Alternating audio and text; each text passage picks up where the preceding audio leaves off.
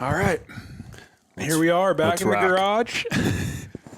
What do we got today? Rain. Yep. Here we go. Some white haze. Is this your energy drink of choice? It is. I'm kind of trashy. The White Monster is kind of, where I set my sights most of the time on the energy drink game. But White Monster is a staple. Has been for years. I've kind of pivoted to the Rain here recently. How do you feel about energy drinks? I feel awesome about energy drinks. Love them. Yeah. Can't love get them. enough of them. I feel like they can't be great for you, so I try to limit it. I think there's I'm very much a control person where I don't like to let things have any ownership over me. So every once in a while I have to put the energy drinks aside and say, hey, I don't need you. Yeah, you don't want to be an addict. No. I think they've made them better. These ones are pretty clean, which is kind of the reason for the pivot away from the Monsters and towards these. I think they're a little healthier. They're kind of big in the strength and conditioning space. So nice. But yeah, no, I think they're just like anything else. They're a tool. So yeah, use them for what they're intended for, and absolutely don't just try to. Don't live off them, I guess. Yeah. We got Shawn Melland on the podcast. And first time I heard about you, I just heard this dude kills giant bulls. And whoever told me that or however I heard it, they weren't wrong. What? How long have you been bow hunting elk? 'Cause I saw a post where it was 12 years ago. I don't know if that was this year or last year when you posted that. But how long have you been chasing elk with the bow? So we moved to Montana in the summer of 2013. Yep. I hunted elk that fall as a non-resident still. I just had a non-resident general tag, but I did hunt elk that fall. So I guess that would be when I started. It kind of almost seems like it doesn't count because I just kind of showed up and started running through the mountains. I did end up. I almost killed a couple really big bulls that year. Just trying to figure it out. But so 2013. So I think this was my 12th year. Bow hunting elk. And had you hunted before that, or was so this new for you? Or never had hunted elk before, but I grew up in western North Dakota. Mm-hmm. Did a lot of bow hunting since I was since I could walk. I was shooting a bow. Nice. So my dad was a big bow hunter. My brother as well. Did a ton of tree stand hunting on the Yellowstone River bottoms over on the Montana North Dakota border. So kind of grew up with that. We kind of had some family farm stuff over there that we could hunt on that was just electric whitetail. My brother and I built our own tree stands, welded them in my grandpa's shop, hung them up and, pounded railroad ties and trees and just decorated the whole river bottom with 80-pound tree stands. So I grew up doing that and then spot and stalking some mule deer out in that country as well, antelope as well. So definitely was so you knew what you were hunter. Doing. Yeah, just wasn't good at it at all. I shot fingers all the way up until I think basically until we moved out here. Yeah. I didn't have a rangefinder till I was in my 20s. And then, through growing up, bow hunted a lot, but then kind of took a big break, just playing because I was playing football. Mm-hmm. So with that, you just really don't have time. So I played football all the way till I was 25. And that's when we moved out here. It was a year after I got done playing ball. And then, it was a huge reason that we moved out here was I needed something to get after. And my wife's from Montana. I was super intrigued about the idea of bow hunting big bulls and seeing what I could get out of that. And so we moved out here and been getting after it ever since. Yeah, I love it. There's not a lot of guys I know that dive straight into the deep end, straight off the bat, and I think it's sick. Yeah, I appreciate it. Anytime I encounter that, my buddy Jed Wood kind of just dove straight into the deep end and just started hunting giants from day one, and I'm always oh yeah, sick. You're a rare breed, and not everyone has to do that, but I think resonate with that mentality when it comes to hunting, and that's what we like. I don't know if I'm quite as driven and singular as you probably are, but I think we share some similarities there. Oh, for sure. Definitely a shared passion. that's why I wanted to come on here and talk to you. I mean, as soon as you hit me up, I was like, fuck yeah. Like, yeah, you're a guy who's definitely passionate about what you do, and I respect that. So, but yeah, I think, a lot of people kind of discourage, a beginner to jump right in the deep end like that. Yeah. And I think a lot of that is probably partially their own insecurities or their own ego. They're like, how could you jump right in and expect to be, at this high level right away when I've been doing this my whole life? You need to do this, and this. You need to listen to me. And yeah. So I never really bought into any of that bullshit. I came from a very high performing world. Yeah. I was a professional athlete and then got absolutely kicked in the nuts and had my career ended, and really wasn't afraid of whatever the challenge might be. And quite honestly, that's what attracted me the most. And, wanted to set a whole new standard in what this whole thing is when I dove into it. So, I love it when people want to get after it. Yeah. As far as football goes, I mean, I feel like I could tell you were a football player before I knew you were a football player, probably from the training, and just like, I feel like you kind of had that mentality and how you approach things where I was like, I feel like you had to have played team sports and like, it felt like a football thing to be like that into lifting. For sure. I mean, football at a professional level is like very lifting heavy. Big time. What parts of your football career do you think helped you like really kick ass in the very beginning as like a bow hunter who wanted to set the bar really high for himself? Yeah, there's a few things to that. I mean, the biggest thing was like really how pissed off I was. Yeah. I'd say that's number one. When you go from like the very, very tip, like you're touching your dream. Yeah. It's right there in your fingertips, and then it's over and it's like out of your control. And then you have to walk around every day, like in this NFL football player body doing like a regular job. Mm-hmm. And you're asking yourself a lot of like, what the fuck is going on here? Like, I feel like I'm out of place. Mm-hmm. And there was a lot of, man, I was jaded, really angry person. Really, kept to myself and my family.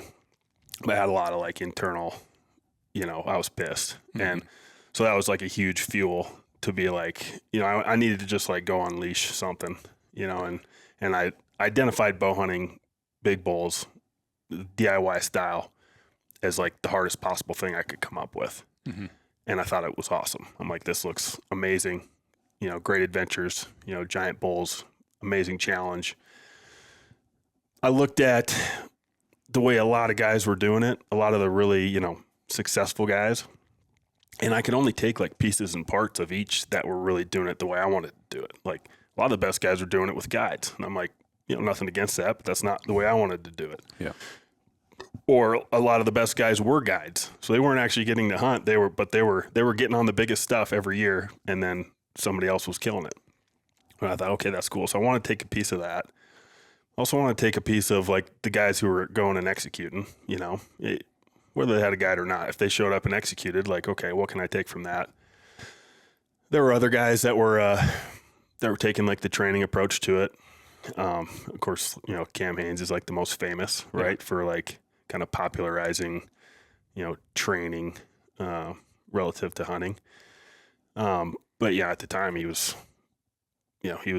running long distances, which I'm not made for. Yeah. And then he was, he just wasn't killing that big of bulls.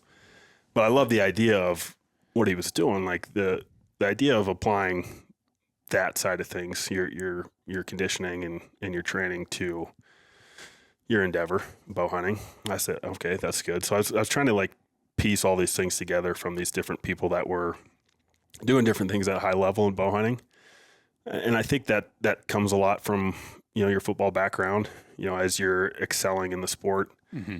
You watch a ton of film, you study, your opponents, but you also study guys that are doing, guys in your position that are doing what you want to do, So like when I was in college, one of my coaches gave me basically just a 2-hour tape of just blitz clips of Joey Porter, who was like a stud for the Steelers back in the day, right? Mm-hmm. Played my same position, was a dominant player. So you'd study Joey's his footwork, his hand placement, like all the different stuff he did, right? So you'd study those guys and try to mimic what they do and apply it to your game. So I definitely took that from football and then started applying it sort of across the board to, what was available to me in hunting, and then also like seeking out coaching and mentorship. Mm-hmm. Something I did right away. I tried to identify like really successful hunters, tried to get to know them, try to learn from them. So yeah, all of that I think, pretty much comes from, any sport or any high performer in general.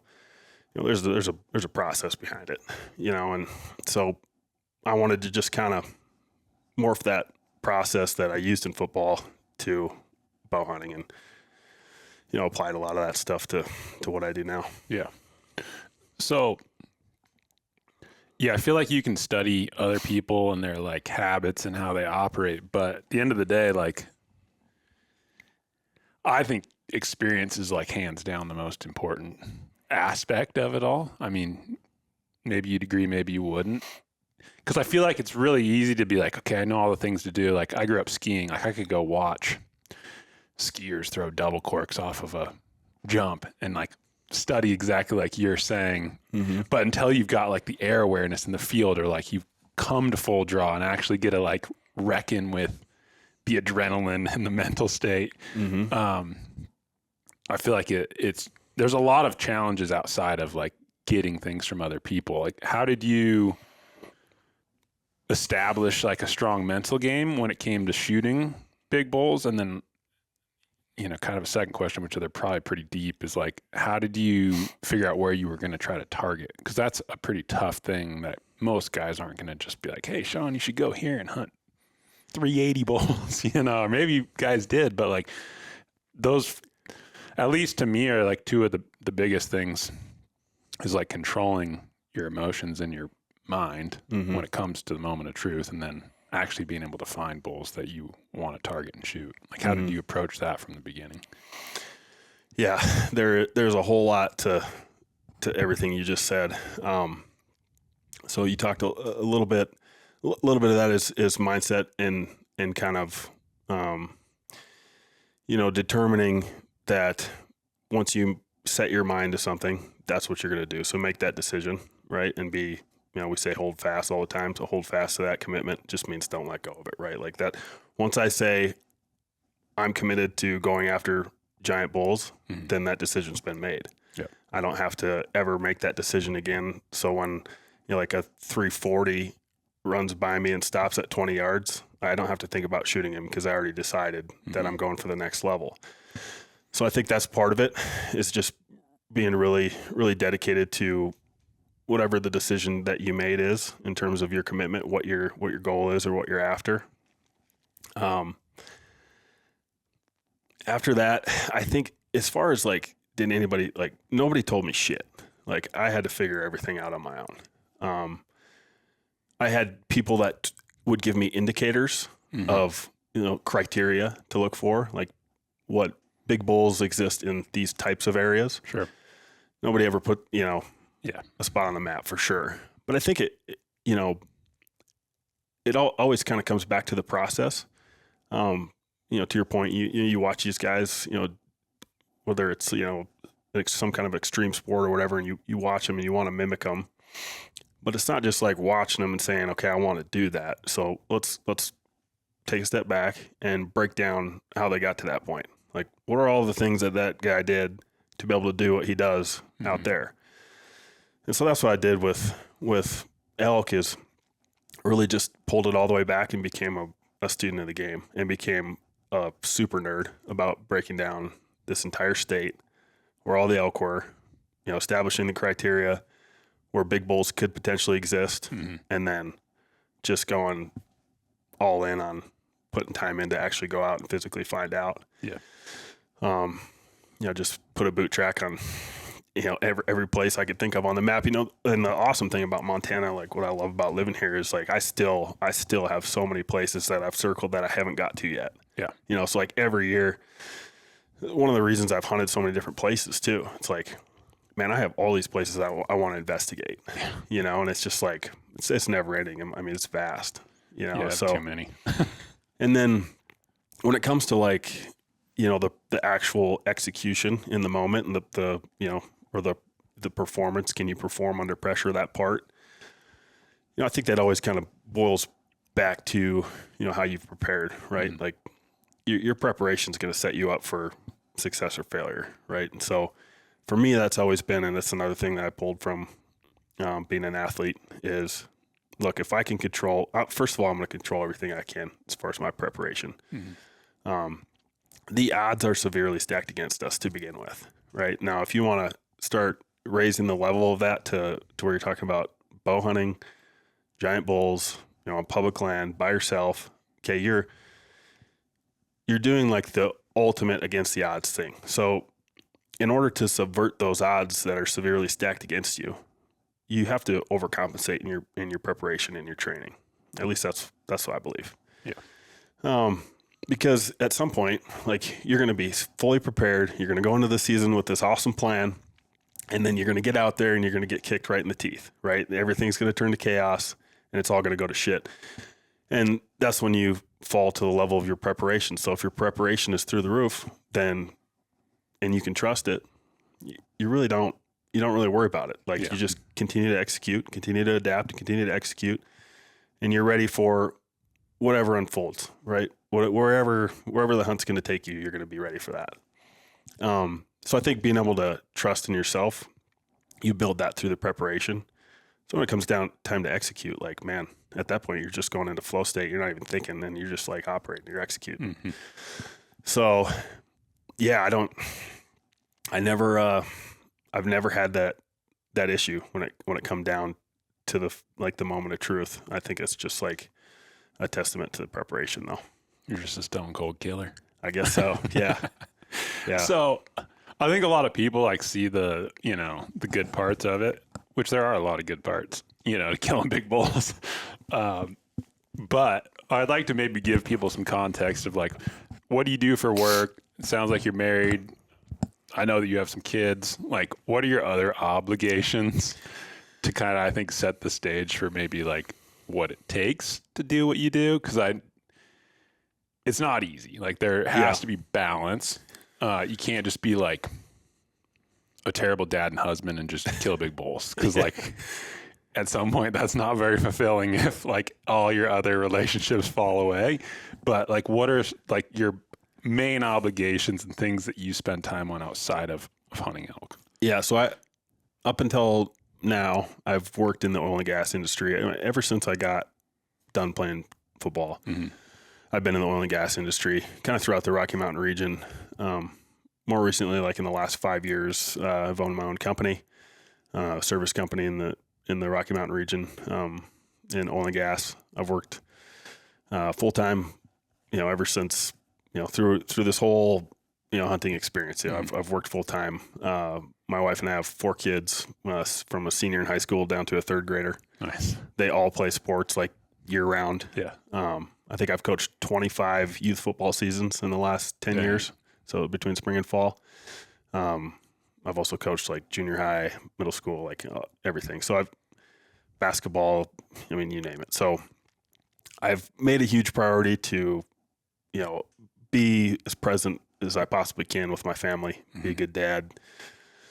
I think you have to, it's a long off season, and it's a finite period of time that you have to go like execute this big plan. Mm-hmm. You have to take advantage of every opportunity you get in that off season to, kind of build yourself up to be ready for the season. I always say, like, you got to try to be the best, best dad, the best employee, whatever your obligations are, you got to try to like max those out during the off season. And I think if you do that, you're going to get a fully green light to go turn it loose when the season comes. My wife has never had a problem with me going on crazy hunts and being gone long amounts of time, because she sees how hard I work the rest of the year. Yeah. And how important they are to me. She also understands how important it is to me, and she wants me to be who I am. Yeah. Right. So it's like, hopefully you have somebody in your life that supports you like that. So I'm lucky to have that. But I think that's a big part of it, right? Like, give those people that are important in your life everything that you can, and they're going to support you on going after whatever makes you tick. I think that's a big part of it. But yeah, that's kind of been my program. Yep. So you're not just a single dude with, no job and just out there every day, but how much time do you think you spend scouting every year on average? Well, or is that a secret you don't want to give up? No, that's it's a great question. I feel like that's a tough one to know what is appropriate. I mean, obviously maybe you go out the first few days and find a sick bull, but like, how do you know what the right amount of scouting is for you and what you're trying to do? I would just say, like, with that, I have a bit of a problem with that. I have a scouting problem. Yeah, that's like my one true addiction, scouting. I would say early on, when I was really trying to gather data, I spent an insane amount of time. But it was really conducive with, I was doing a ton of work, like in North Dakota. Yeah. So I was driving back and forth from here to North Dakota all the time, and every time I was stopping off on the way there and on the way back, checking something out. Like every time. And that's pretty much been the case for 10 years. So 10 years of time of going back and forth year round and taking advantage of those. Like, I've spent a shit ton of time all over from here east and some west too, but spent a ton of time. I would say the days have probably become less in the last few years, but that can kind of change. Like, one year I might be totally locked in. Like, I know this is where I'm going. There's one bull that I'm after. I know where he's at, and that's where I'm going. And I've built that history over like years where I know, like, I don't really have to scout that much because I know, like, that's what I'm doing. That's my plan.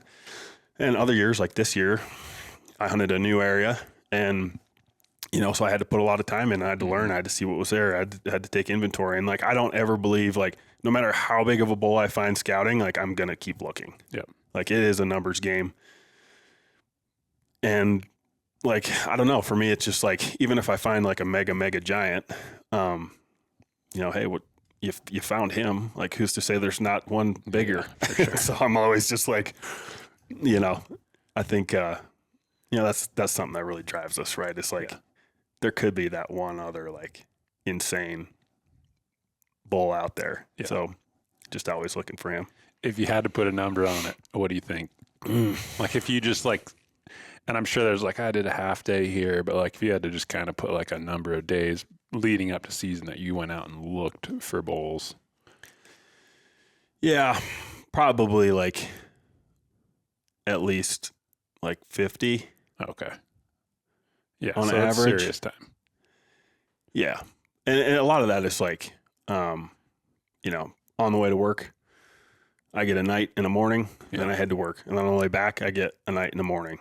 So I got, 2 sunsets and 2 sunrises in a trip where I was going to, doing a week of work and coming back or whatever. Yeah. Right. So I get 4 different days. Gotcha. In that. So you can stack them up a little easier than. You can stack them. Yeah. I don't do a ton of, anymore. I don't do a ton of work where I'm just like going and I'm scouting for like a week or something. I don't really do that anymore. It doesn't really fit in my life. I just try to take advantage of the time I have. Whenever I have a window, even if it's like literally, I can't tell you how many times that I've been like going from A to B, had nothing to do with scouting, but have my shit with me, and I'm getting the last 20 minutes of light.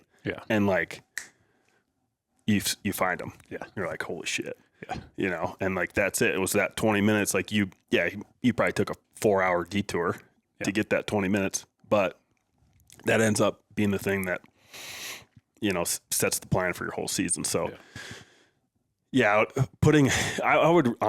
used to like keep track of all the days. I don't do that anymore. But I spent a lot of days for sure. That's awesome. I love scouting. If it wasn't just a sheer number of days that I get to be gone, I would scout a lot. Like I like exploring, I guess, is a big part of why I like to hunt. Like, I've got pins over the entire state and totally across the entire West, and I'm not a very good person at hunting the same spot over and over. And scouting, I feel like you just have that luxury to test your theory. Like, there's no wrong move. That's the beauty. It's the greatest thing ever. You can go into the bedding area. You can bomb through here. Let's go down here and look at this. And it's like, I'm not really screwing anything up. And I like that. Or like, just get on a trail and be like, I wonder where this game trail goes. Today we're going to just be an elk and see what happens, or it's like, I love scouting, but unfortunately for me, like, and my work does afford some of it, but I have to like carve out dedicated time. And I think most people do, which is why you see not a lot of guys do it, which I would totally agree with you that the more I've spent time scouting, even if it's a handful of days, the better off I am in season. Yeah, totally. Yeah, I mean, it's a huge part of it. I mean, like all the data collection that you can get to build your plan is going to help. And it can be like the smallest little things, like the craziest like little things have happened that have led me to big bulls before, like even like knocking on doors, and you get like you glean like these little teeny tidbits of information that they don't even mean to give you while they're turning you down and telling you can't hunt there. Yep. Right. Or like I've gotten access. I killed 2 huge bulls on the state section that there used to be block management that connected to it. And then there was a neighbor that gave me access to it. I killed 2 huge bulls on that state section and missed another giant. Yeah. Actually, I didn't miss them. I shot them and lost them. We'll talk about that later. But 3 huge bulls on one state section. Yep. That the answer they gave me when I asked for permission was like, there's no elk here. Like you can go elk hunt back there if you want, but there's none there. Yeah. I killed 2 fucking huge bulls there. Yeah. Like it was awesome. Yeah.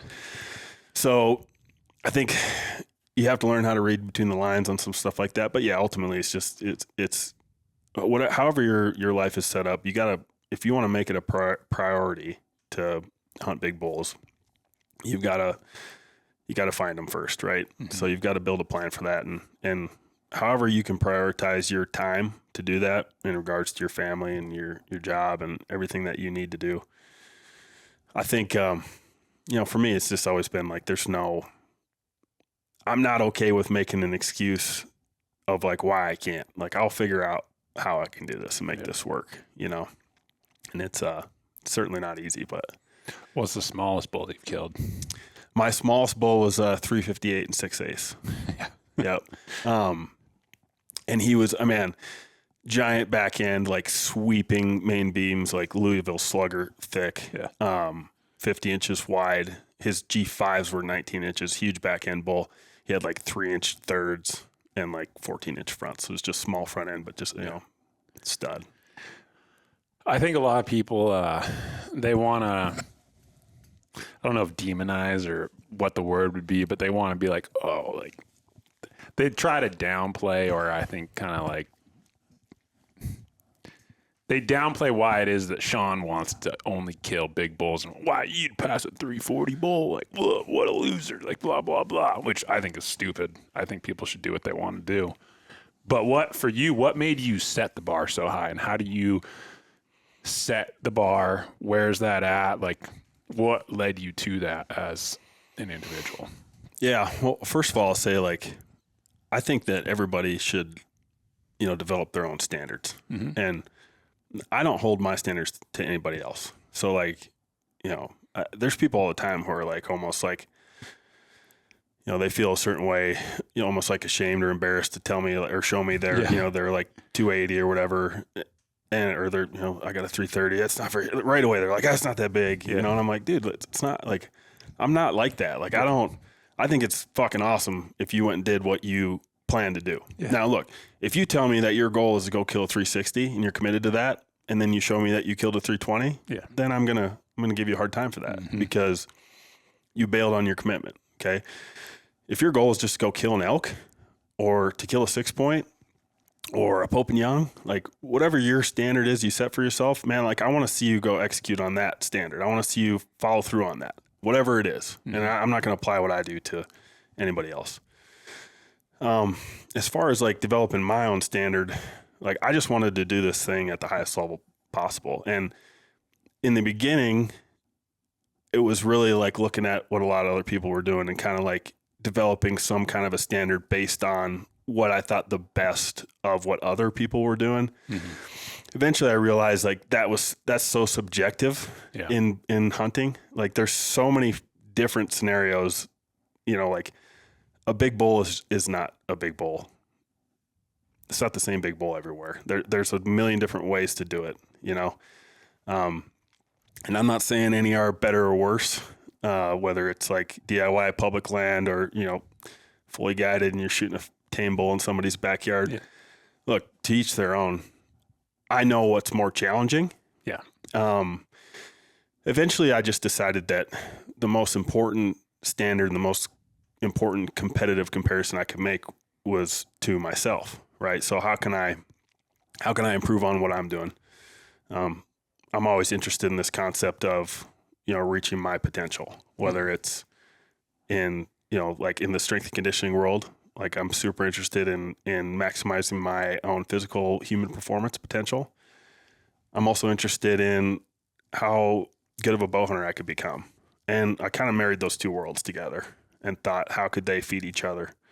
How could this thing of wanting to be the best possible bow hunter I could be, how could that motivate me to also be the best, you know, physical version of myself and mental version of myself? How could those two things kind of feed each other? For me, it's been an amazing relationship between those two, right? Like they both fuel one another. And so I think, you know, from, I guess a maturing standpoint, I kind of realized like, look, it's really just about, you know, establishing my own standard and then competing against myself to continually raise that standard. Yeah. And that's really all there is to it. How would you define your standard in terms someone else could understand, I guess? Because I feel like that's a tough one. Like there's kind of a score number associated with some of the things I try to do, but then it's like, well, it's not the hard line. Like I could just see something that, like I definitely want to kill old animals. And sometimes an old animal doesn't score giant for me. So it's like, yeah, I could definitely sacrifice on what I think my score kind of window is. Because like that animal's just awesome and old and gnarly. How do you define your standard for elk where you're at right now? Yeah, that's a good one. I think, and like this year is actually a great example of this answer. So like my standard is very simply like they have to be old, they've got to be heavy, and they got to be big. Yeah. Like that's it. And the kind of the kicker on that is, look, you can only kill the biggest bull that you can find, right? That's all you can do. The best you can do is kill the biggest one you find. And so you have to understand the area that you're in. What's it capable of producing? What's the potential in the area? Do you know? Like, have I found my top bull in that area? Do I know what it is? Or am I just curious to find out? I assume there's a potential based on all these criteria and based on other information I understand about elk behavior. I think there could be a really high top end here, but I haven't seen it yet. So am I waiting for that? And so I think you kind of test those theories through experience, and you kind of establish, you know, what you think the top end is going to be. So my standard is simply just, you know, big, old, and heavy, and then kill the biggest one you can. And then a lot of times a lot of times that means not killing one. Like, you know, there's been a few seasons, there haven't been very many, but a couple that I was going to say it's not a lot. But every season that I've ate a tag, it's been truly just really trying to push the max of what I could get out of that tag and out of that hunt. Really trying to find out. And like off the top of my head, they had the two seasons that I've eaten tags, other than the first general tag season. But the 2 seasons I've eaten tags, or maybe it's 3, either way. The last 2 I can think of, one, I hunted one of the biggest bulls in the world, straight up, like, you know, over 430, unbelievable giant, right? You know, if I would have, and this is going to sound crazy to a lot of people, but if I would have like shot a 390 earlier in the season, which was very doable, you know, I would have never even seen that bull. Yeah. And so that was just a very extreme example of like pushing that to its absolute limits. And I'm like, I don't regret that one bit. Like I saw one of the biggest bulls on earth. It's fucking awesome. And I hunted him. I almost killed him. Like it was awesome. Another time I ended up, I shot a bull that I thought he was 402 as a straight 6. Just an incredible bull. And it was into October. So it had already passed up a bunch of really big bulls that year. kind of, again, trying to sort of push the limits of that standard. I shot that bull on the walk. I didn't stop him, 53 yards, quartering away. And, well, man, just a great lesson that I learned there. I mean, obviously I wish I would have killed him. Yeah. But, you know, the lesson I learned there was, look, you got to stop him. You can't shoot him on. You either got to wait for him to stop or stop him. At that range, at 53 yards, you know, I had that pin, you know, buried behind his front shoulder, quartering away. I was visualizing it going right through where it was supposed to, and I mean, it hit him in the hip. You know, basically went in like this. I don't know how it missed the femoral, actually. Yeah. I'm not lucky like that. Yeah. But it like buried straight into the hip socket. I mean, he like shook it off and took his cows and away he went. He was good to go. Like not even a problem. Just like, seriously, just shrugged it off. Fly bit me or something back there. Yeah. It was crazy. That one he was 18 yards below me for like 15 minutes raking a bush. So he was facing straight towards me, but below me and like kind of in a bush. And I was at full draw on him right there, you know, for a while and just couldn't, like he was like thrashing so hard. I thought like the arrow was going to probably glance off his beams, like as he was thrashing or one of the branches. I could have definitely like threaded one down right on the left side of his spine at 19 yards and just pushed it right through. I was definitely like confident being able to make the shot, but he really never gave me a window. And I'm like, you know, I figured his path out because he had a bunch of cows like 100 yards away. I'm like, he's going to go back there whenever he's done. And it was just crazy. Like he went from facing straight to me to like in a millisecond facing straight away from me and still under the same bush and like no shot. And he's like walking away, kind of like takes a side trail up the hill. Finally at 53 is where I had an opportunity. But if I would have just made like a really slight mew, he would have stopped and looked at me and he'd be dead and on my wall right now. And so hard lesson, but oftentimes those are the best ones. Yeah. At what point in your journey was that? Was that earlier on or was that recently? That was in 2019. So right about the middle. I killed my first 5 years hunting elk. I killed 5 big bulls. I had 384, 364, 358, 394, and 370 were my first 5. Yeah. After that 370, I told myself like I'm just gonna go. I'm gonna go mega. Yeah. Mega. And then since then, so I went 5 in a row, and then in the next 5 years, I think I've killed 3. So I've ate a couple tags, but just kind of raising the level a little bit. You know, you have to be comfortable with eating a few tags. And I've eaten some out-of-state tags too. Wyoming, I chased a bull down there. That was, he was incredible. He was definitely way over 400. Never got him killed. I hunted two separate giant bulls in Utah. I had a Utah tag in 2015. One was a 5-point. They killed him in the rifle. He was 394. That's sick. Insane. I want to shoot a giant 5 at some point. An insane so cool. 5-point.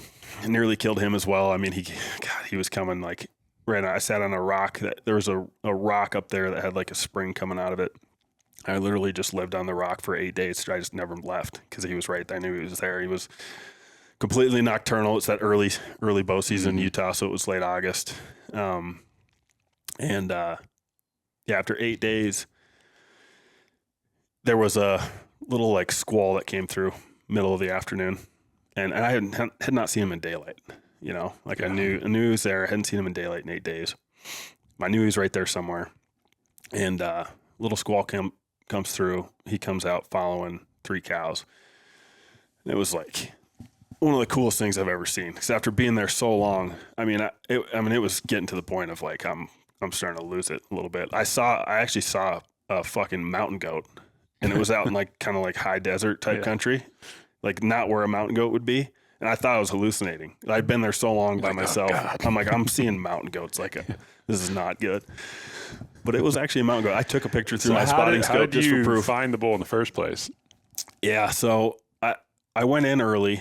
I found him and one other. Just glassing the area? Yeah, glassing and hunting. I had spotted him over there, and I knew that he was in this group with a small group of cows, and they were watering in one specific place.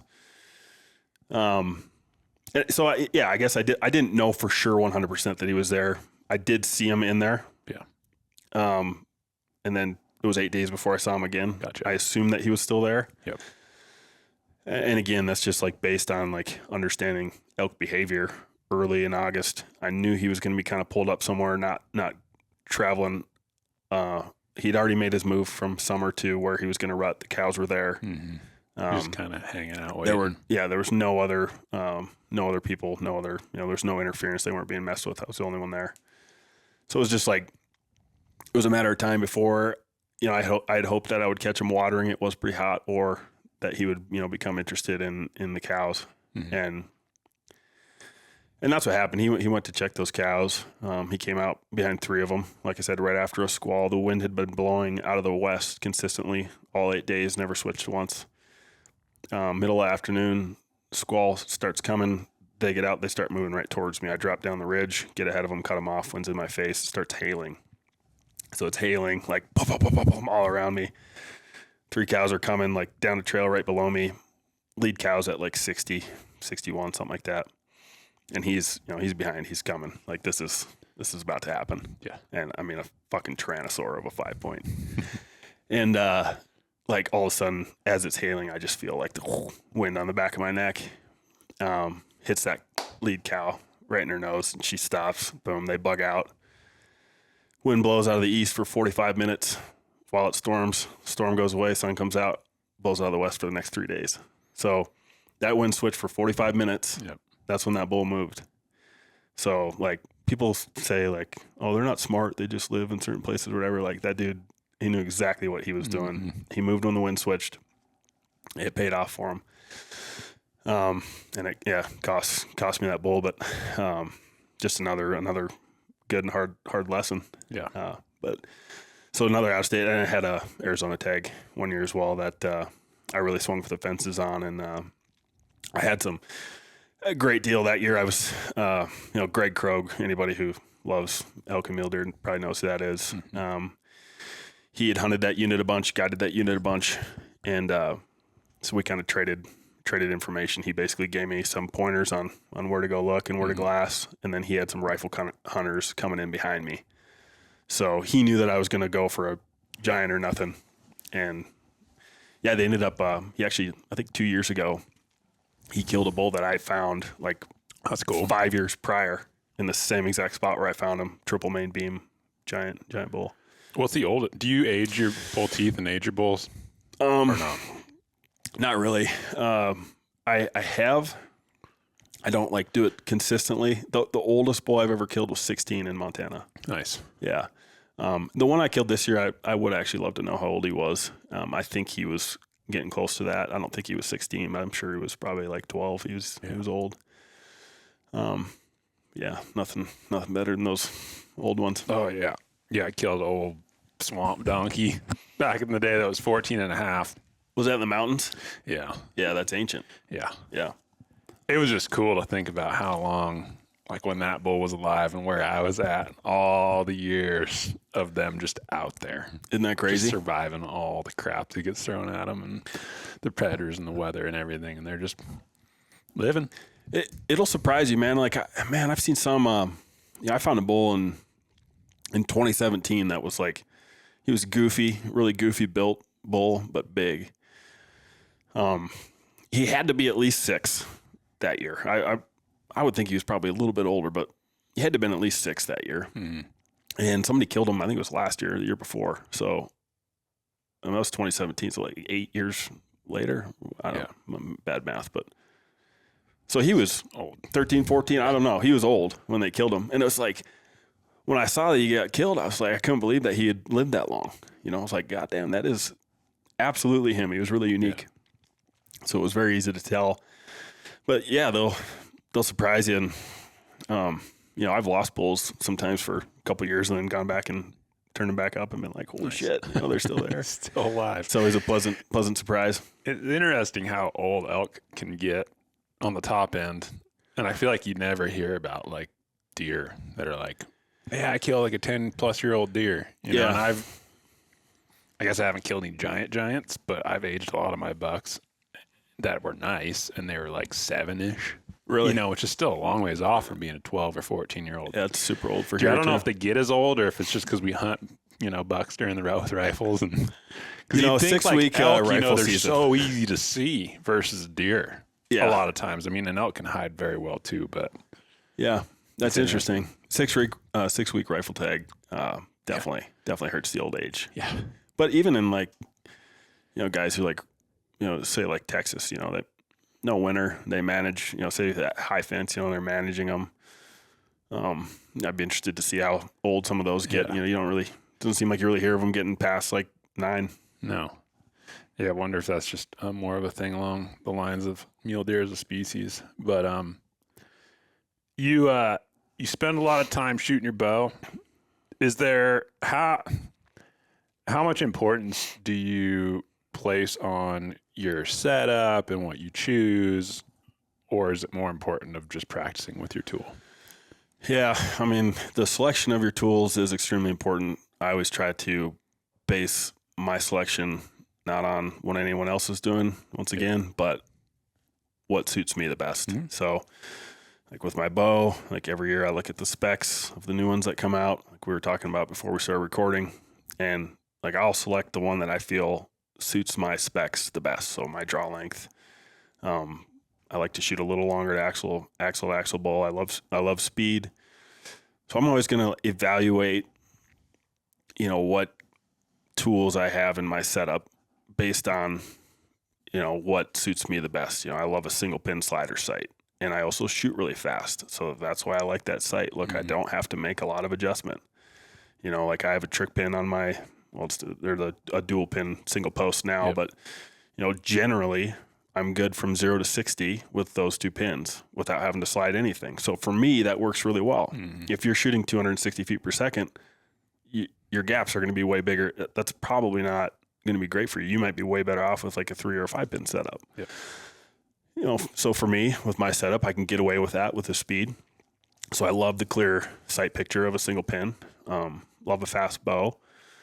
I don't have to shoot relatively heavy arrow because my arrow is going to be heavy anyway because it's 29 inches long. So no matter what arrow I shoot, it's already going to be heavy and it's going really fast. And so like my energy that I get out of an arrow is going to be off the charts pretty much no matter what. So I don't have to like intentionally shoot a heavy arrow so like all that stuff just plays into what works for me. So now that's going to be different for every single archer, how you're built and what setup works best for you is going to be different. But I think it's extremely important. Like, man, I'm not a big tinker guy either, but I do love to build new setups, and just test them. I love to test this year's setup versus last year's, and it kind of just goes back to standards. Like the importance of having standards is that you have something to measure against. Like how can you gauge progress if you don't have anything to measure against? So if I know that this setup shoots a 458 grain arrow at 322 feet per second, and I'm super comfortable with it all the way out to whatever yardage, then I have a benchmark and a set of standards to measure the next setup against. Mm-hmm. If that setup beats it in one way or multiple ways, or for whatever reason it beats those standards, then I have an upgrade. If it doesn't, then I go back to I just go to the best setup. Yeah. So I think it's really important, man. And I don't ever base anything that I use on, what country music singer's using it. Yeah, definitely not. I would say that's one thing. I definitely will take note of what killers are using. There we go. Yeah, like Dan Evans. Like I have, that's not on this bow, but like Dan's a big bull killer. Yeah, like absolute stud. So all of his stuff I've always taken a close look at, and I've used a fair amount of it because I know he knows what it takes to kill big bulls, and if he is willing to put his name on it and use it, like I know it's good. And when I find something that, of course, like fits what I want, and I've went from like a 5-pin sight to a 5-pin where you could slide the bottom pin to a 2-pin like you probably shoot. I shot the Canyon Pounder this year where it's a 5-pin with a flip out. Yeah, you can do the single, which is cool. How'd you like that? It was awesome. I mean, did you use the flip out? I didn't. No. Yeah. I was And that's curious because that kinda like looks why- like an awesome option, but I'm like, how many people actually do it? Yeah.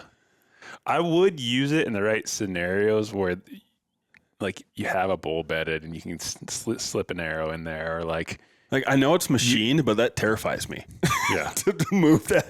it's super bomber the way it's built. And I mean, yeah. that bow's, you know, some big guys be like, oh, it's heavy, but it's like, dude, well, I don't have to worry about it in the field. I had a Spot Hog, the Fast Eddie XL with the 2-pin single post, and I liked it. Unfortunately, I can't shoot at my house, and I do take the time to go practice, but that method to mentally be just on the fly, know exactly where my holds were at the different ranges and kind of how to use those pins. I wanted to try something else and see if I liked having, you know, a different setup better or not. And I might go back to the 2-pin. I do like the sight picture way better of the single pin or the single post, you know? Yeah, it's clean. But Which that also like goes to how, and you kind of were answer like the second part of the question there too. Like no matter what you select for your setup, like yes, the most important thing is to become insanely familiar with it in every scenario, right? The other reason, like for the single pin for me, so the way I shoot, right? So I frame my shots. Like I'm not like holding my pin. If I'm shooting, you know, the spot on the wall over there, I'm not necessarily like just trying to hold my pin on that. I'm framing the shot. I know the pin is in the middle of the middle. My peep sight and my scope of my sight, if they're aligned, middle of the middle, I know the pin's dead center. So like I don't even worry about the pin. I know it's in the middle. Like I'm holding middle of the middle through and through, peep and scope, letting her go. Yep. Like it's always perfect. I don't ever have to hold the pin on something. I've never had target panning once in my life. Yeah. So like, it's also like I get back to, you know, what fits you, but yeah, then just becoming, once you are like, this is my setup, then yes, use the hell out of it in every scenario possible. So that you completely understand your weapon. In the last couple of years, I started shooting like canted, so I could understand arrow flight, which shooting a compound bow at a 45-degree angle is wild. Yeah. But I don't know if I'll ever take a shot like that at an animal, but if it's like 30 yards or less, and I have to get around a tree, and this is my only shot at that angle, I know exactly where I'm going to hold. Yeah. So whatever you select, however you build your setup, you just have to become insanely familiar with it and then try to, you know, through preparation training, try to eliminate every possible conceivable variable that you could ever come up with regarding your stance, you know, the conditions you're in, all that stuff, test it all and learn from it. Yeah. I think the biggest flaw a lot of bow hunters make is that they shoot their bow at not even an animal silhouetted target, just a block with circles, flat footing, level ground, and they think that they're good to go. when it's like, okay, like, yeah, it's a blessing if that's a shot you get in the field. Yeah. But it's rarely ever the one that I've ever gotten. You know, it's like a lot of them were like, I crawled on my arms with my bow for 200 yards and was laying in this one position with my bow like this, waiting for an animal to stand, and my shoulders are on fire. And now I have to figure out how to draw, sit, and like be in the right position, you know, where it's like, I grew up skiing and golfing, but golf gave me this great like practice mentality where over time, you know, the visualization and the mental side is really what separates the elite performers from just the guy who's got talent but can't keep it together between the ears. And bow hunting is very much the same thing where it's like, I'll take quality reps over quantity reps every single day. And for me, if I can get out with my little Reinhardt 3D elk and go out in the woods and set up a shot and have a scenario in my head where it's like, okay, I'm going to draw here, step over around this tree, shoot, you know, like building and visualizing and seeing it. Like I just build that kind of like predator mindset where my brain's already ready to think that way, where it mimics what's going to happen in the field. 100%. And also just mental reps of like, even if you're laying in tent or out, you know, like I'll try to see myself just shooting perfect arrows through bowls, like over hundreds of mental reps. Mm-hmm. Cause like if your brain doesn't believe that you're going to do it, you're probably not going to do it. Yeah. But if your brain's like, dude, I've seen that arrow just, you know, like hundreds of times, it's like, oh yeah, I know what I'm doing here. Thwap. You know, like, and I feel like, I mean, there's some guys that talk about it. I know not everyone does it, but for me, that's huge of just the mental reps.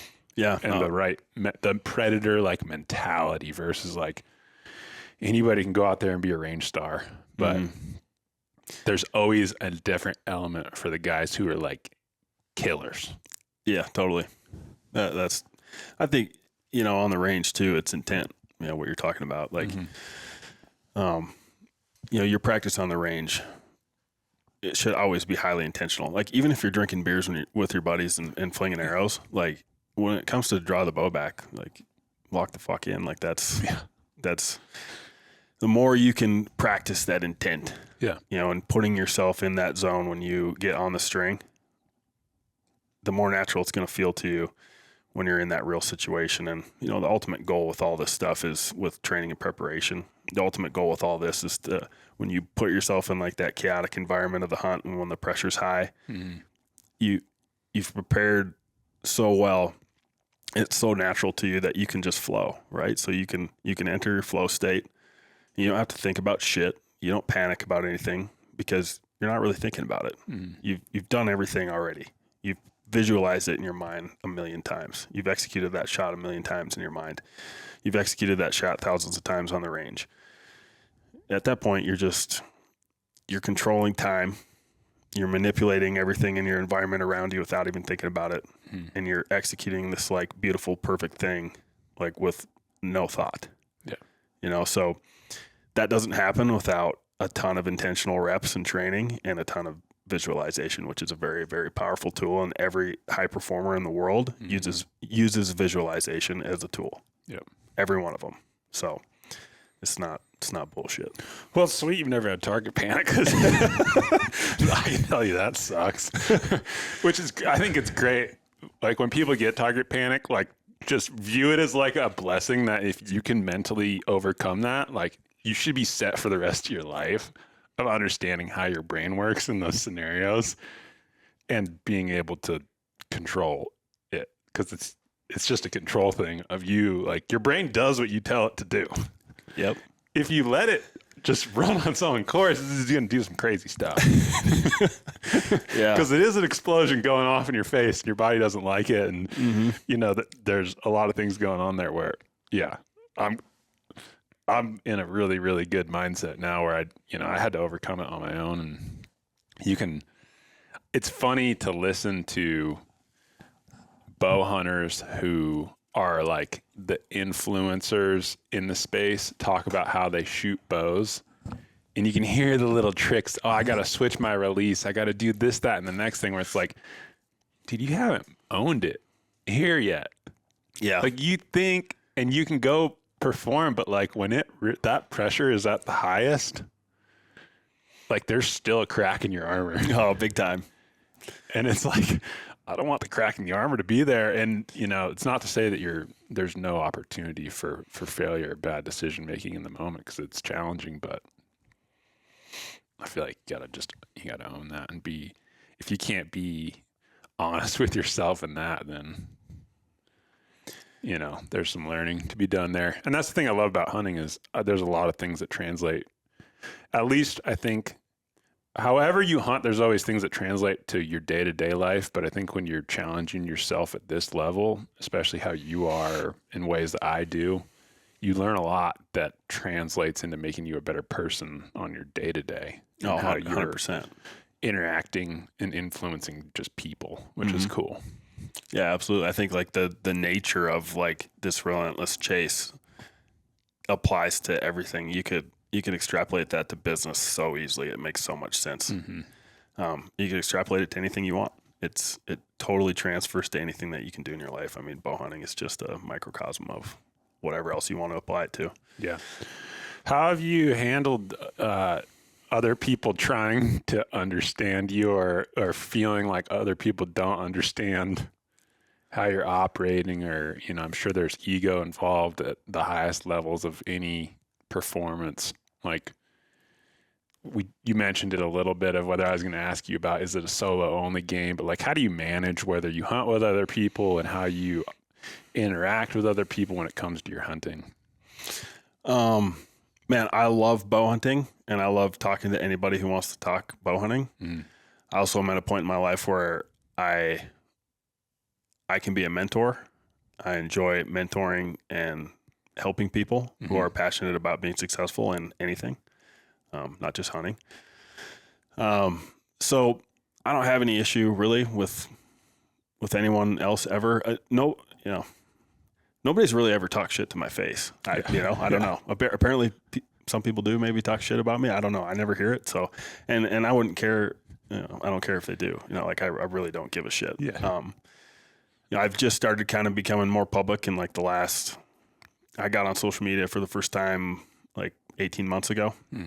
The reason for doing that was to be able to share some of the things that I've learned. Look, I've failed a ton. Okay. Through that process, I've achieved some things. But it's a continuing process. And I'm to the point now where I decided, like, look, I want to share some of this stuff. I'm really passionate, and I love talking about it too. I know there's a lot of people who want to learn how to do what we do. And there's a lot of really bad information, especially on social media. Yeah. That bothers me, And I'm not going to like talk shit about anyone else out there ever, but I do think you can criticize by creating, right? I don't have to say a bad word about anybody, but I can just show you, look, this is what I do. This is what works for me, and hope that you can learn something real from this, from real experience and real expertise. Now, if you choose to go follow whoever else because you want to jump on the swag wagon or the clout wagon, go for it. Like, the results will speak for themselves. I hope that by sharing some of the things I share and being a little more public, that people will learn something, and people that want to get better will. Ultimately, I think that's what it is, right? And I love seeing people who want to improve, take steps to improve. Love that. With hunting partners, if you would have asked me like the first 5 years of bow hunting elk, I'd have been like, no chance. It's all solo, because it's all about controlling. First of all, hunting big bulls with a bow, the way that we do it, it's an extraordinary commitment. Okay. That is an extraordinary commitment to be committed to that process. How many people are going to be on that level with you? Honestly, Very, very few. Not very many. Right. And then also just like controlling the controllables, right? With big bulls. Look, I want to control every possible thing that I can control. Again, we're doing something that the odds are, to kill a bunch of big bulls with a bow and arrow in a period of time. You have a better chance of hitting the Powerball twice, right? Like it's an insane. The odds are so stacked against you. So, and there's so many uncontrollable variables. Other hunters, public land pressure. With weather, like everything. There's so many uncontrollable variables. So you want to control everything you can within your sphere. Another hunter, that's going to be more noise, more scent. Where are they at on their level? It has to be an unselfish relationship, right? So like, I think in most cases, having another hunter with you when you're trying to kill a big bull is a liability. In rare cases, it can be absolutely lethal. Okay. If you have a great partner who helps you raise the level, if you guys are cutting up country together, you're collecting data, you're sharing it, you're unselfish, you trust each other. Like any great team has to have trust. Okay. You move at the speed of trust. You can't move very fast if you don't trust each other. Okay. So if you have a great partner who's committed to the process, who you trust, who is committed to working through logistics with you, you guys have a locked in strategic plan on, who's up today, who's up tomorrow, or like you're going after a bull from here, this level, I'm going at this level, open communication, all those things. A partnership in that scenario absolutely increases your odds, right?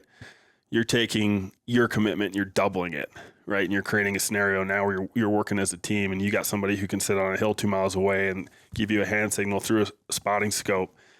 Like, that could be a huge advantage. There's other scenarios, like obviously, like if you're maybe not at the level that you want to be at, you hire a guide who's a professional. Obviously, that guy is going to take your level up. So if you're at a lower level and you want to learn, then go with an expert, right? You can learn from that guy. He'll help you bring your level up. You may then be able to break off and go solo after you've learned enough to do something like that on your own. If you're at a high level and you want to mentor somebody who really wants it and you see that they're committed, I might be willing to sacrifice my time and, risk the potential of having to kind of bring my level down a little bit to bring theirs up, knowing that it's going to mean something to them if it's the right person. Hopefully, if you choose to sacrifice time and invest in somebody like that, right? Hopefully it's somebody who appreciates it. Yeah. And hopefully it's somebody who is going to find ways to contribute to the team. Even somebody who's not on your level, they can find other ways to contribute. And so I think, you have to look at all that when you're looking at hunting partners. If, killing something really big and really rare is your goal, you really have to consider all those things, because it is. I mean, it's a really insane and extraordinary commitment to take part in. But I think, there's a couple guys that I have hunted with and do hunt with. Usually it's typically not like hunting together. It's like base camp together and like sharing information.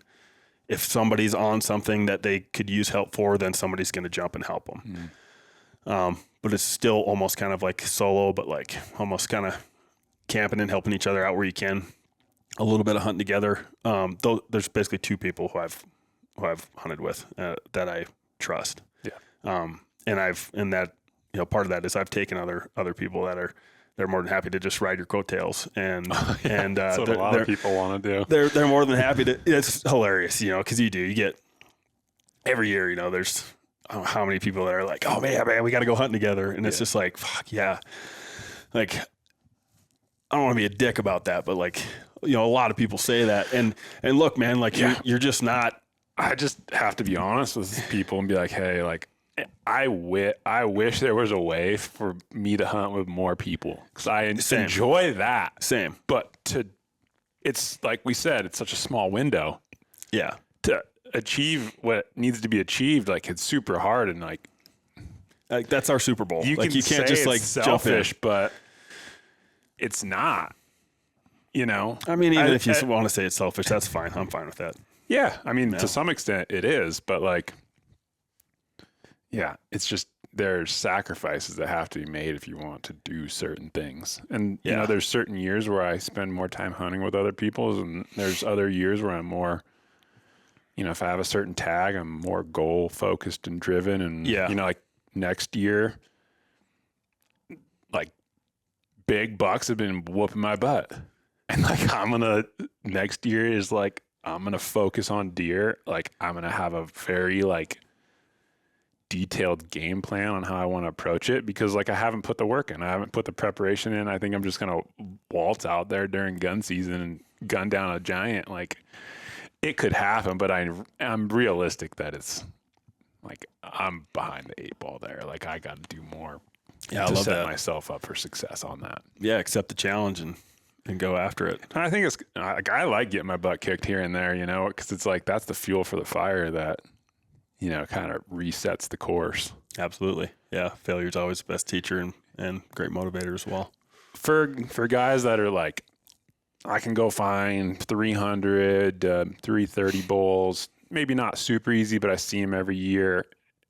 If they wanted to start trying to find bulls that are 350 plus or 360 plus, like what are some like baseline things that you would look for, and like narrowing down the search for that, and I guess in doing it in a way that you kind of are the master of your destiny a little bit. Cause like there's ways to go glean information from other people and kind of ride their coattails and figure out where so-and-so's at and just go hunt there, which I don't I don't think as a hunter, if you're serious, you can never like not know where people kill stuff. Like, and that might come into play, but like if you're just like, okay, I want to try to figure out on my own, like next year I want to go try to find a 360 bull.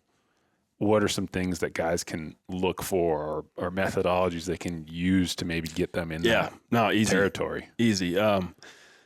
First of all, on the chasing what other people have killed topic, like most of the time, if you're doing that, you're too late, right? Most of the time, number one, like they already killed that one. Yep. But if by the time you figure it out, like unless you have some crazy, like you're the only person that you think has figured that out, listen, like, come on, you're not the only one. No. Like it's over. You know, it may still be okay. It's not what it used to be. Yep.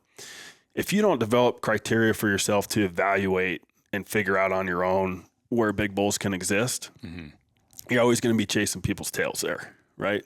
You're always going to be, you know, oh, what was entered in the book, what county, and like you're late.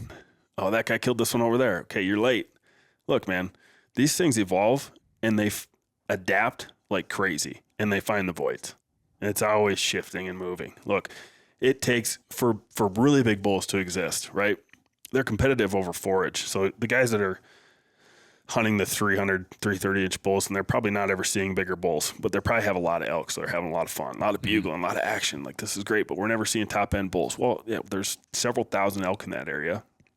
Like, that's kind of part of their biology. You need a little lower density for really big bulls to exist. They're competing over forage. So when you get in a low density area, forage is plentiful. A lot of times you're getting much bigger bulls. There's less competition for breeding, less competition in forage. Usually low density areas have less hunters, right, and less tags. So there's all these reasons that they can get older. They have better food. Now there's also like genetic or just areas that produce bigger bulls, whether it's something in the water or the minerals, or it's their genetics, or if it's a subspecies, right? Is it like the Yellowstone subspecies versus the Rocky Mountain subspecies, right? So there's certainly bigger elk in certain areas, right? So if you have like those criteria established where, okay, I need great forage, maybe it's agriculture, maybe it's just wild natural forage with really low density. I need some sort of limitation of them getting killed, right? So whether that's access restriction, tags restriction, it's just a super low density area, all the above. There's got to be something that prevents these things from getting killed. They got to get old, right? So they got some sort of thing that gives them great food quality. They got a way to get old. You know, they're for whatever reason, they're going to be tough for the general public to access. Okay, once you've got all those things lined up, and they're in an area that can produce something like that, right? So once you have those criteria checked off the box, now you can say, okay, this is what I need for that thing to exist. Now, where are all the places that is? So I can start going around and just, you know, doing my homework and finding out, like, look at the elk populations. What's the elk population relative to the amount of rifle tags that they give out? Well, why am I looking at rifle tags? I'm a bow hunter. Well, rifle tags are 80% plus, right? That's what's killing them. You know, bow tags are 10% or less generally. So if I want to know how many bulls are getting killed, I look at the rifle tags. So I'm looking at that. I'm looking at access issues, right? All those different variables. And I'm going all across, you know, whether it's this state or anywhere else, and looking at all those criteria and all those factors. I'm putting together my areas that I think a big bull could exist, and then I'm going to go investigate in person, and I'm going to find out. And then once you find out, so you do all that, then you find a big bull. Sweet, I found a giant bull. He's on a giant private ranch. Now what? You know, like, you can't hunt there. Yeah. So you sort of have to then reverse engineer your plan on, okay, well, when did you find him? I found him in the summer. Okay, well, that's not where he's going to be in the rut. Where is he going to go rut? So then try to figure out where he's going to go rut. Or I found him in the wintertime. Might be the same spot he's in the summer. So you start putting the pieces of the puzzle together. Eventually, you try to figure out, like, when you find a big bull or an area with big bulls, you're trying to put the pieces of the puzzle together, kind of reverse engineer and figure out where those elk are going to be throughout the rut. Or we have a 6-week bow season. So hot tip, they're going to rut for part of it, and then they're going to go to wherever they post rut, right? And that's a lot of times the same place they are in the summer. Okay, so they're going to go right back there. So you're going to catch that a little bit too. So you're going to have some options, right? They're going to cover a lot of ground in that time. So within that ground that they cover, is there anything? Is there a sliver? Is there a state section? Is there a corner of a BLM section? Is there anything that you think you might be able to, one day a year, that bull might be there? Yep. If so, maybe that's worth investigating. For me, a lot of times it is, and a lot of the big elk that I've killed have been in those types of scenarios. So, evaluate your criteria for where big bulls exist. And I would just say that evolves too, back to kind of like where this part of the conversation started in terms of forage, in terms of elk populations and big bulls relative to elk populations. If they're having to compete over forage with a high elk population, right? Generally, that's where you're not getting a lot of giant top end bulls. Mm-hmm. So they're going to select for areas where forage is more plentiful and there's less competition. So once they select for that area, they're going to take a foothold and then they're going to thrive in that area. What are they going to do? They're going to breed. Population is going to grow. Like they select for that area, that population grows. And then when that thing goes from, having 60 elk in it to 500 elk to 3,000 elk, by the time it gets there, all of a sudden big bulls are gone. Yeah. What the hell happened at the same place? Well, it's just the kind of sort of the biological dynamic of how it is. So then you have to find the next emerging herd or where, the next low density area. And so for me, that's like, you probably tell by how I talk about it. I'm very passionate about that. I love that. Yep. I love that, investigation process of trying to find these emerging herds, trying to find, stay ahead of the curve, on where the big bulls are going to be. And so I think if you establish, all those data sets and those criteria for yourself, then you have your own system for finding them out. You're not relying on getting a hot tip from somebody or, trying to find out where you killed yours this year and going there next year. Like then you're never like chasing your tails and ultimately people are going to be, you're going to be the one that they're following around. Yeah. I think it feels way better when you've owned the process and you succeed. Than, totally. I heard there's some big ones here and I rolled in and got one. Like, good job, dude. Like, pat on the back. So much work went into it versus like, I did exactly what you're doing. And I started to do the research. I started to think, where do I think the elk are at? Where do I think they're going to get old? Then I went in there. Then I found one. Then I killed them. Like, that's way more rewarding. Yeah, that's the ultimate, to see it through from creating the vision in your mind, putting your whole plan together, going and, discovering that, then that's like one of the coolest things ever is when you put that plan together in your mind, like what you think could be there, and then it happens. Yeah. Man, like, is there a better feeling than that? And then being able to hunt that and ultimately being able to kill it, dude, like that's the ultimate. That's from A to Z right there. That's like the pinnacle of, like DIY bow hunting. That's it. You did everything. It's all, you took ownership of everything and you followed through on your commitment. Like that's the ultimate. And like we said before, nothing against anybody who doesn't do it that way. Some of my favorite hunts are when I'm done. Yeah. And then like, my son gets done with his football season. We get to go out for a week in the rifle and, go after mule deer. Like I definitely still do apply a lot of this to that. Kind of can't help it, but it's a way more relaxed environment. Like we're just having fun. We're going to have a good time. It's a totally different thing. We're hunting in that scenario like probably most people hunt. Yeah. Nothing wrong with that at all. I enjoy the hell out of it. But for what we're talking about with bow hunting big bulls, I mean, it's a different thing. Is that kind of your thing, is just big bulls? You probably don't spend a lot of time on focusing too hard on other things. It seems like most of the guys that are like consistently good at killing big things are more singular in their focus. Yeah, for sure. I mean, basically every other hunt outside of archery elk for me is just like gravy. It's just fun. Yeah. Just have a good time. Yeah. So, and it takes so much to do the one thing. I don't even think it would be possible to try to do that at that level. I mean, it would be possible, I'm sure, to try to do it at that level in other areas or, for deer at the same time. I don't know. Yeah, it's tough. Yeah. I feel like I have to flip flop. Yeah. You know, Which like is, I knew I had, I'd kind of been spending some time looking for a little bit bigger bulls. I love hunting so many different things. I know I can't probably do what you do and hold myself to that standard unless I just focus on the one thing. And I guess I've kind of like slowly built up, my standard. you've definitely raised it Which is over how, the years. I've tried. I still, like, I don't think I'm passing 340 bulls with my bow yet, just because I do What was the one you killed this year? How big was it? 352. Damn, that's crazy. How long were the beams? 50 something. Things stacked. 50 and 54. Just stacking points up on a beam. Yeah. And like 350's kind of been what I've been shooting to get to for myself as like a good benchmark of like, okay. Hold on, stop real quick.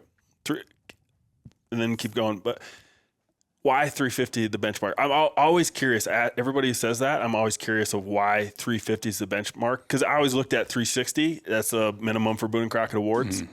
So like a Booner is 360. Yep. I was like, why? Is 350 just like, and I understand, and I think I know the answer, what you're going to say. I know what it is for me, but I want to know why 350 is the benchmark for you. I feel like that's the tipping point into the next class of like difficulty of like seeing the caliber. They hit that next like level.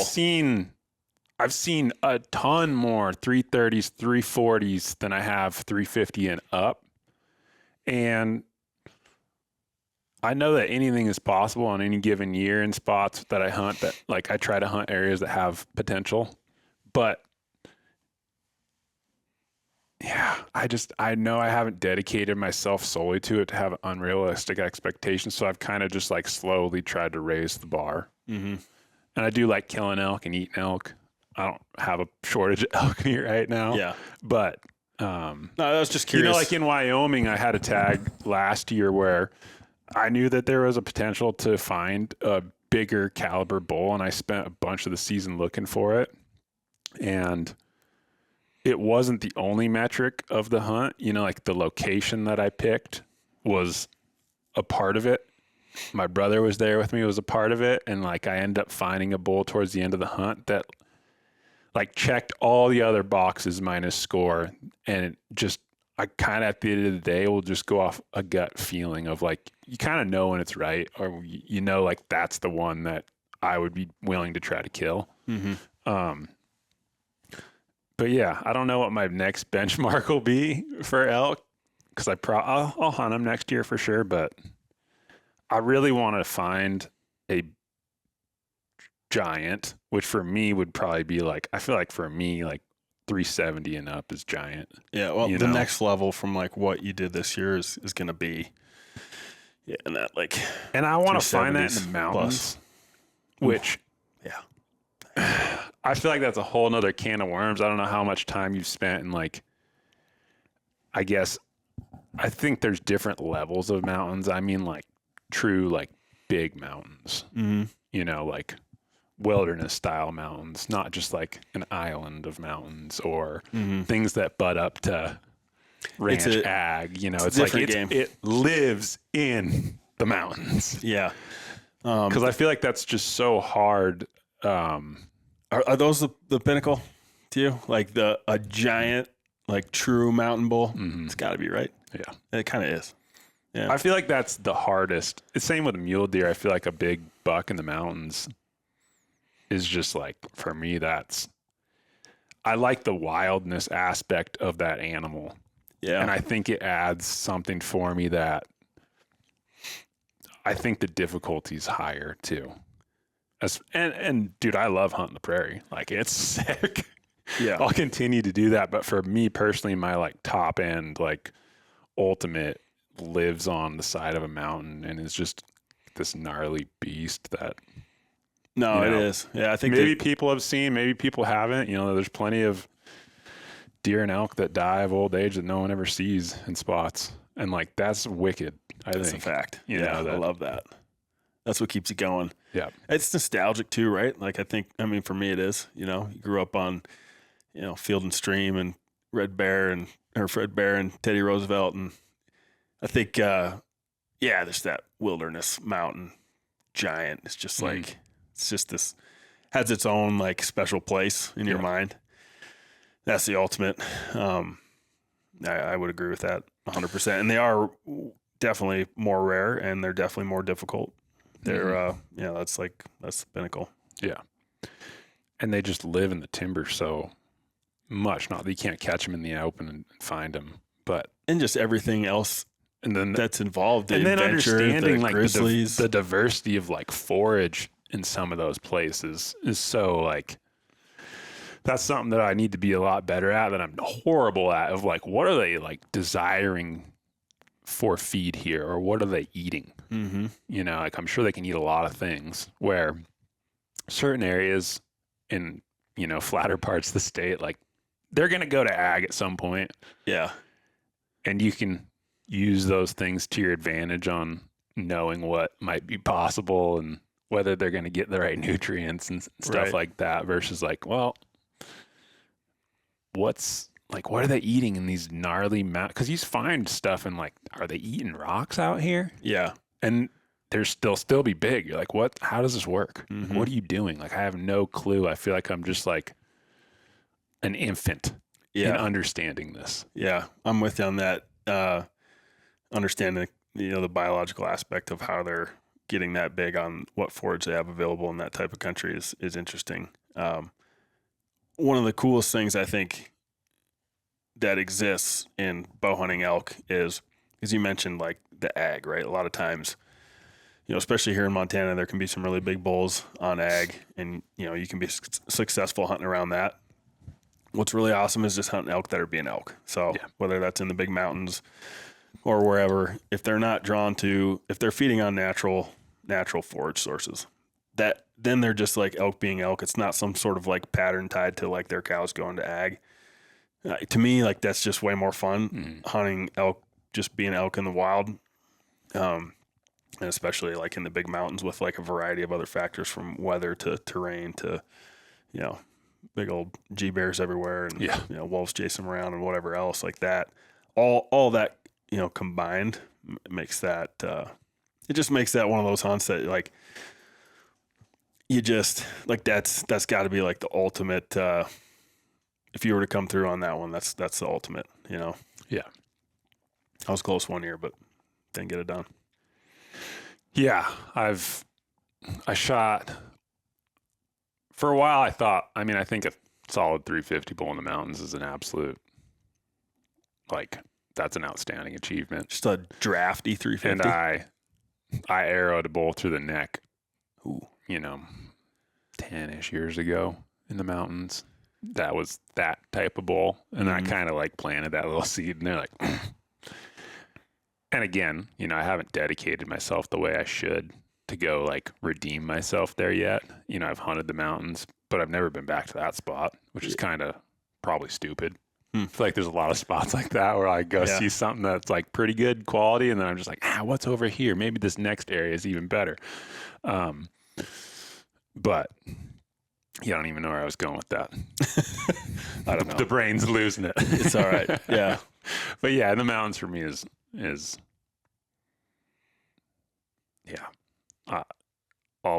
You'll get back there refocusing towards that. It's also tough though, when you're seeing elk a lot. And I think from a bow hunting standpoint, the prairie offers you a lot of experience in like that interaction, where the mountains doesn't usually. Yeah.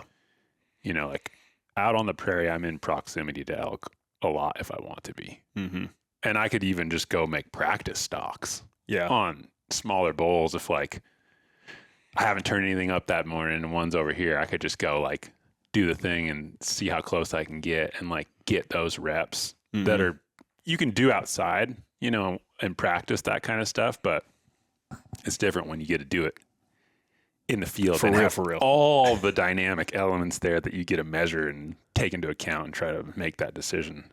But like cost of opportunity is probably a little lower, right? Like you're like, I'm going to get on them tomorrow. Or whereas, if you're in some big basin by yourself and that's your only crack at them, like you're not messing around a whole lot. How important do you think the physical training you do is to killing big bulls. I mean, I think it's something that you definitely just like inherently, but for the average dude, how important do you think it is? Yeah. I mean, I think it's extremely important. Look, the main reason why I think that your physical preparation is very important to bow hunting and really, again, probably applies more to just my style. When I'm planning a bow hunt or I'm going on a bow hunt, I don't want the physical task that's required, no matter what it is, to really even be a consideration. Mm-hmm. That needs to be irrelevant. Yeah. So if I can trust in my physical preparation to the point where no matter where the hunt goes, I can take it wherever I need to take it. For me, it's all part of being like complete, right? Mm-hmm. So I want to be a complete bow hunter and I want to be a complete athlete with my physicality. So I want to be big, strong, fast, conditioned, durable, healthy, all the time, right? So I'm ready to take that thing wherever it needs to go, whenever it needs to go there. If you're dogging bulls, I look like rucking. Like I see rucking everywhere for like people trying to get in shape for hunting. I love rucking too. Like it is a tool. It's part of the plan. And it is valuable. But when was the last time you were dogging elk and it was anything like rucking? Because for me, it's more like doing like sprint intervals, right? It's like really, really fast, really crazy, really intense, and then stop, regain your composure, and then make like a super detailed, super ultra controlled crawl, like 10 feet to your right, and then execute a shot or continue like those intervals as you dog, right? It's not just like this long march. Like that might be getting to camp. Yeah. Right. That's part of it. So like my point is, with the physical training, the whole idea behind that is to be complete, right? Like the whole goal is to have everything you could possibly need within your physicality to accomplish whatever the demands of the hunt are, no matter where it goes. If the requirement is to be, basically motionless and just like the most patient guy ever, and then super aggressive for like 10 seconds, that you want to be able to do that. If it's you're covering 20 miles a day, you want to be able to do that. Same with your skill set preparation, right? I want to be able to execute my process in a really chaotic environment at 19 yards. I want to be able to be a sniper if I have to take a shot in the wind from 75 yards. I want a complete skill set. I want a complete physical capability so that wherever that thing needs to go, I'm really confident I trust myself to take it wherever it needs to go. So I think it's everything. And that's part of the reason for me, getting on social media, the film that we made this year, part of me doing all that stuff is to hopefully, try to show people that relationship, right, between your skill set and your physicality and your mindset and how it all kind of works together in your plan. There's a lot of people with a lot of theoretical stuff out there that is really just whiteboard theory, right? What I want to do is try to translate my experience, and hopefully people can pick something up from that and apply it to whatever it is that they do. When it comes to physical training and skill set training, huge. Everything that can determine whether you're successful or whether you fail is your preparation. And so, I take all that stuff really seriously. And dude, the off season is so long. It's so long. Like there's literally no excuse to not be prepared. Yeah. You have 10 months to get ready for next year. Okay. Well, we're sitting here early December now. We have till September to get ready. Like, what's your excuse to not be back ready? Like day one of like after a hunt, like back in the gym, just like the bulls aren't taking any days off. Yeah. Like, I like the mental toughness element of it because like I don't really want to have to work out all the time. Like there's some weird people that really, really love it, but I think a lot of people, if you work out a lot, like you don't always want to go like grind it out in the gym. Yeah. But the fact that you went and you did it just builds that fortitude because you could take the most physically fit person if they have no mental toughness. Like you're just going to grind them into the dirt out there on some of these hunts, especially when you start getting into more like aggressive terrain. Totally. you know, and day after day after day after day. It's that grind, like the grinder mentality where you're just like, just get up and do it again tomorrow. 100%. The last day will go as hard as the first day. And what if, dude, even if you had like the shittiest training plan ever, Yeah. which a lot of people do, but you're making the choice to do that every day, even when you don't want to, and you're kind of like conquering that inner bitch every day by saying like, no, look, I'm going to do this, even if I don't feel like it or I don't want to, whatever my excuse is. And man, that compounds over time, especially like over years, like that little voice, like you pretty much laugh at it when it comes up, right? You're like, funny. Yeah. Like, we're doing this. Oh, yeah. Like, And then after like 5 minutes of doing it, your body's like, all right, let's go. Ready to go. Yeah. You never walk out of a workout feeling like, I wish I wouldn't have done that unless you hurt yourself or something. But, so totally like the mental gain in just being disciplined. So like, look who you've built yourself into by the time, like if you start training now for next season and you're disciplined and you stick to it, whatever your plan is, whether it's a great plan or a terrible plan, you stick to it and you have the discipline to stick to it. By the time season starts, like how much more do you trust yourself then? Yeah, a lot, right? Yeah. I mean, the mental toughness piece comes with, hey, I've made a plan to do this physical training. I've made a plan to develop my skill set. Now, once I execute that plan and I'm, super disciplined in that, I've proven to myself that, I'm not going to quit. That's all it ever boils down to. When you're out there hunting or when you're chasing any endeavor, like it is just a matter of time, right? And it may take you years. Like you might not kill a big bull this year. If your goal is to kill a big bull, you eat your tag again next year. But if you stay committed to the process and you never quit, like eventually you're going to do it. So it's not just like, dude, failure is a part of it. But if you stay committed to the process and you just never quit, eventually, it'll happen. You're going to win. So like, some people it takes longer than others, but you're eventually going to win. Yeah, exactly. So it's and just the great thing is it's really not a competition with anyone. The sooner you can get to that point of it's just me versus me, it's like that's where the true happiness I feel like in hunting exists, because it's real easy to like you were saying earlier, like there's no level playing field on like there's 7 different 390 bulls that guys killed. Like one is inherently way harder to achieve than the other 6. Yeah. Like the number's irrelevant.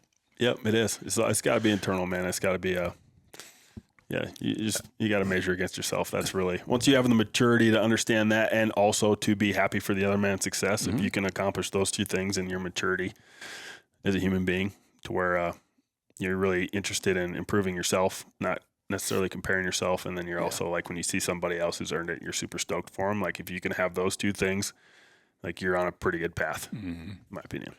As far as keeping your body in like good shape when you're working out as much as you do, is there anything that you do supplement wise or things to try to like maintain just like the health of your body and your joints and like being able to continue to kind of go hard? Yeah. Especially, I don't know how old you are. I'm going to be 39 this year. So it's like,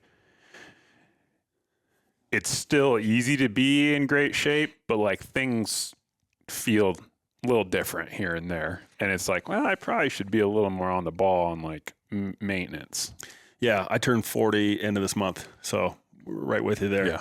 Yeah. Like as far as like supplementation, stuff like that, that's all kind of just like, that's kind of gravy. Like if in terms of that stuff, like if you find something that you think helps you, great. But like the priorities always have to be, if you're training hard, then your priority has to be, you need to be able to recover. So like the things that are going to help you recover the most are very simple. And it's how you feed yourself and how you rest, right? Like that's like the simple answer that nobody wants to hear because everybody wants some hack, but like that's just the truth. Like you've got to make sure you're prioritizing your recovery, your rest, and you've got to feed yourself. So like one thing that I always try to do, and that like going way back to football, is like you had to eat a ton to stay at a certain size to play the game at the position I played in. So like I had to eat a lot, and I learned a lot about like how calories and protein intake and all that stuff affect my body. So like keeping your protein intake, like for me, and look, everybody's different too. That's the other thing. It's like, man, there's a million like nutritional hacks out there. You have to understand we're all unique, right? Every one of us has a little bit different